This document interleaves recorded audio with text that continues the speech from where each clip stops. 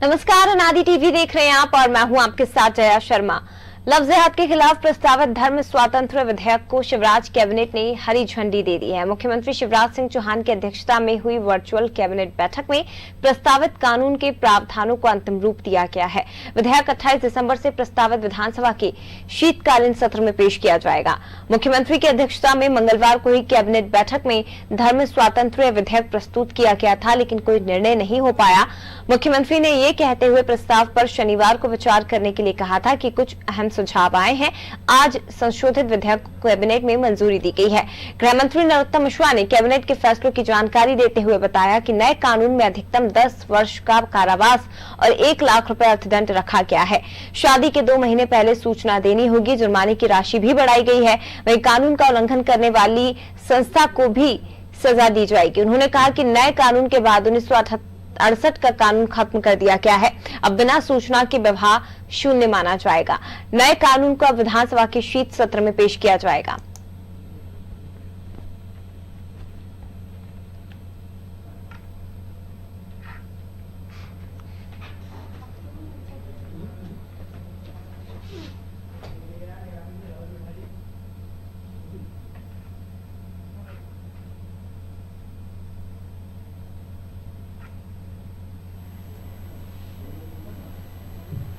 Cabinet की virtual बैठक आज माननीय मुख्यमंत्री शिवराज सिंह जी चौहान की अध्यक्षता में संपन्न हुई।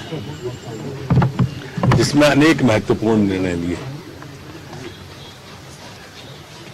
मैं धर्म स्वातंत्र विधेयक पे आने के पहले कल माननीय प्रधानमंत्री जी का जो उद्घोषण था, भाषण था, उसके बारे में एक डिटेल आपके माध्यम से देना चाहता हूं। कल मध्य प्रदेश में 1 करोड़ 3 लाख लोगों ने माननीय प्रधानमंत्री जी को सुना, जिसमें से 68,000 ने सीधी बैठ के उनको सुना। वेब लिंक से 22 लाख लोगों ने उनको सुना। 35 लाख लोगों ने सोशल मीडिया के माध्यम से लगभग सुना है। आज माननीय मुख्यमंत्री जी ने ये भी कहा है कि जो कॉन्ट्रैक्ट फार्मिंग कराया जा रहा है, उसका एक प्रोफार्मा बना रहे हैं, जिस प्रोफार्मा पे किसान और उसके दोनों के दस्तखत होंगे और वो एसडीएम के यहां जमा होगा।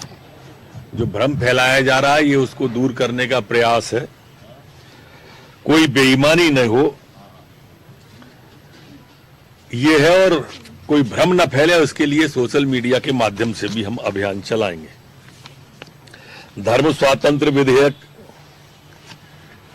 2020 आज मध्य प्रदेश की कैबिनेट के द्वारा ध्वनिमत से पारित किया गया है।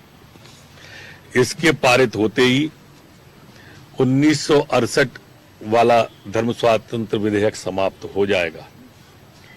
इसके कुछ प्रमुख प्रावधान हैं जो मैं आपके माध्यम से रखना चाहता हूं। 19 प्रावधान हैं। आप कहें तो मैं उनको पूरा पढ़ दूं। 9 अलग हैं, 19 अलग हैं।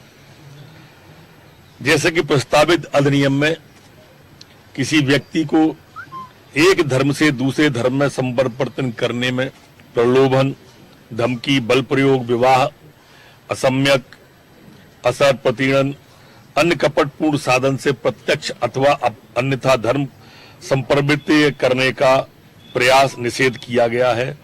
कोई भी व्यक्ति के द्वारा उपरोक्त प्रकार के धन संपरिवर्तन किए जाने का दुष्प्रेषण अथवा षड्यंत्र करने का निषेध इसमें किया गया है।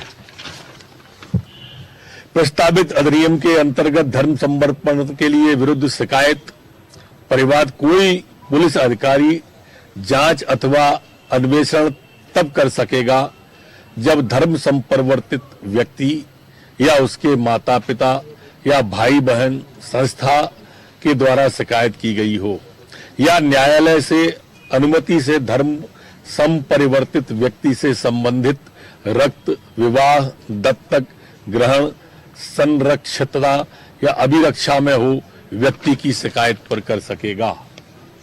किसी भी व्यक्ति द्वारा अधिनियम का उल्लंघन करने पर 1 वर्ष से 5 वर्ष के कारावास एवं अर्थदंड जो कम से कम 25,000 होगा से दंडित किए जाने का प्रावधान है। नाबालिग महिला, अनुसूचित जाति, अनुसूचित जनजाति के व्यक्ति के साथ अधिनियम के उल्लंघन किए जाने पर 2 वर्ष से 10 वर्ष के कारावास एवं अर्थदंड जो कम से कम 50,000 होगा का प्रावधान है। अपना धर्म छुपाकर अधिनियम का उल्लंघन किए जाने पर 3 वर्ष से 10 वर्ष के कारावास, अर्थदंड कम से कम 50,000 का प्रावधान इसमें किया गया है। इसी तरह से सामूहिक धर्म परिवर्तन,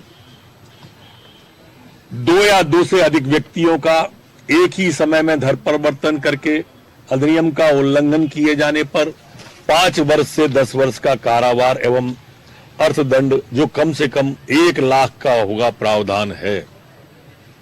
1 से अधिक बार अधिनियम के प्रावधानों के विपरीत किए गए अपराध की स्थिति में कम से कम 5 वर्ष तथा अधिकतम 10 वर्ष का कारावास का प्रावधान है। अधिनियम के अंतर्गत धन संपरिवर्तन के आशय से किया गया विवाह अकृत एवं शून्य घोषित किए जाने का प्रावधान है।